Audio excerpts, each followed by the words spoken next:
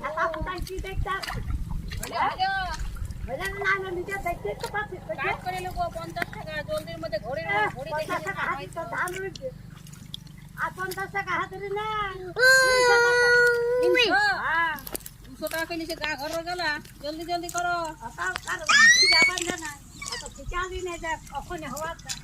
এক ঘন্টার ভিতরে তো ইয়ে দিচ্ছে 4-5টা খেত সরকার বলি তখন দিয়ে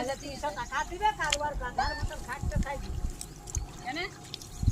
সকাল থেকে লেগেছে এখনো হইলো না গুঁড়ো গুঁড়ো করছে যে মালিক বটে আমি কি পয়সা দিচ্ছি তার জন্য ছাতা ফুটাই দেখাচ্ছে 300 টাকা হাতুড়ি বিরাট টাকা দিছে